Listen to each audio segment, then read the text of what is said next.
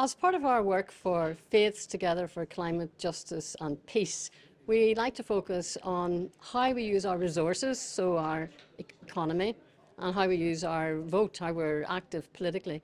So this morning we invited several people who are involved in alternative forms of economics. So we're delighted to have Dr. Lorna Gold, Executive Director of the Laudato Si Movement, who has a background in economics and is one of the first people to write a thesis on the economy of communion.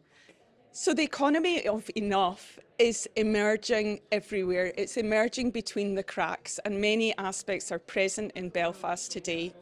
What I'm going to talk about is how we can come together to bring about a cultural shift which really sparks a change on a broader level so that many more people can get involved and build an economy of enough for our people and for the planet.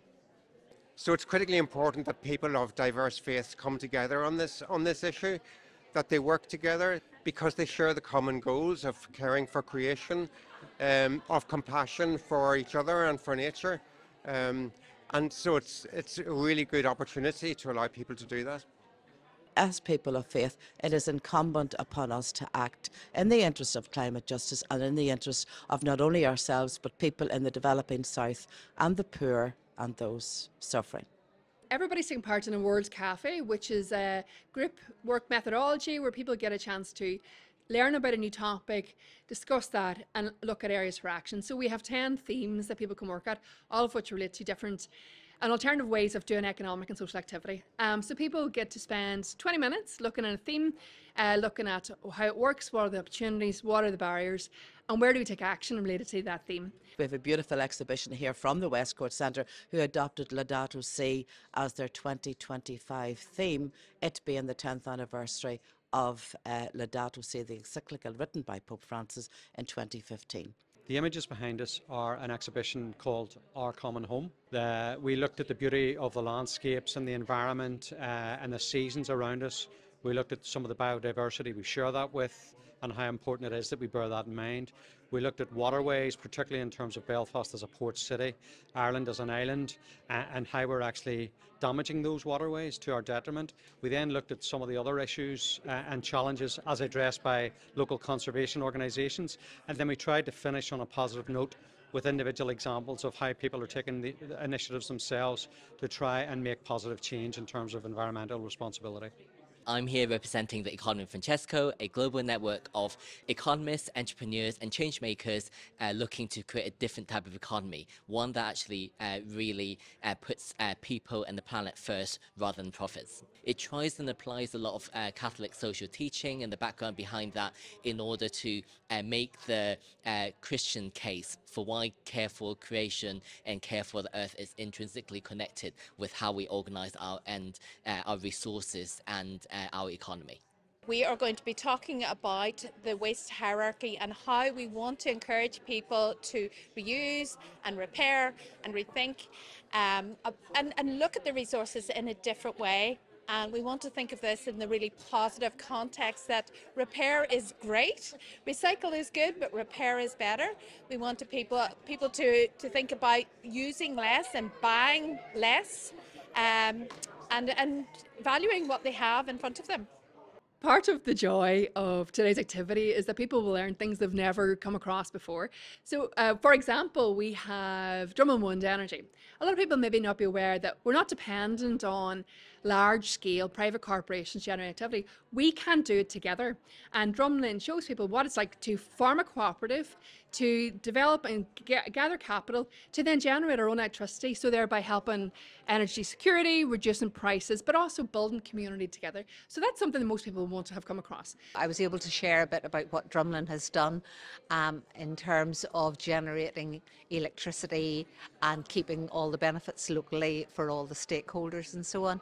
And the reaction really was one of, oh, I didn't know this was happening, or that I would like to, oh, I wish I'd known, I would have loved to have been a contributor to that and being part of it. To me, it's really exciting. My interest would be around the actual economics of it. I've been able to sit in with conversations around credit union, allowing those in the margins to have access to money. We're really here today just to talk about the role of credit unions in the circular economy, what the role that they play across the island of Ireland in communities, from small loans and credit to individuals through personal finance to larger organisations that they provide credit to, social enterprises and community organisations. And I think what was really good about the conversation was I think there's a good awareness of credit unions, but there's probably a better awareness at the end of this conversation about the roles of credit unions in the wider community and the role that they can play in the future. I'm learning a lot already. There was I sat at a table was feminist economics. I'd never heard of it before, and they gave a pretty good rundown of it in 5 minutes where I could kind of understand what was going on at the table. But yeah, very good, very engaging, lots of learning going on in there, yeah. We had some great discussions about feminist economics, about how we need to change our economic models to really centre care work and work that's predominantly done by women, and how that's undervalued in society, it's underpaid where it's paid at all, and fundamentally it doesn't account for, you know, an economic model that focuses on growth, that focuses on productivity, and that doesn't recognise that important care work that is necessary for all of us in society. The word has gone out far and wide, and we're delighted to be collaborating with Queen's, with the Centre for Sustainability, Equality and Climate Action, Professor John Barry and Dr. Amanda Slevin. And also our event today is part of Queen's Reach Festival, which is really wonderful, and we've had super support. Now in its third year, it's exploring the links between arts and sustainability and faith, and trying to get us to look at sustainability through a different lens, opening up conversations with sustainability with a wider range of people, and hopefully helping us to understand and begin to unpick some of the solutions that we need for our planet. We discussed it at one of our tables too. The value is education, right? A lot of these topics maybe you don't even know exist yet, and so it's nice to even just get the word about that out there and to have active conversation and engage each other in that. I guess for me, coming into this from a local councillor point of view, is that it's really important to engage with people like this. They are keen and they have such a wealth of knowledge, and it's really empowering listening to people in here actually talk about solutions, and it's not just talking about the problems, it's actually talking about how we can try and solve them as well. What I'm going to remember is the commitment and enthusiasm of those that have come to this particular conference, the economy of enough.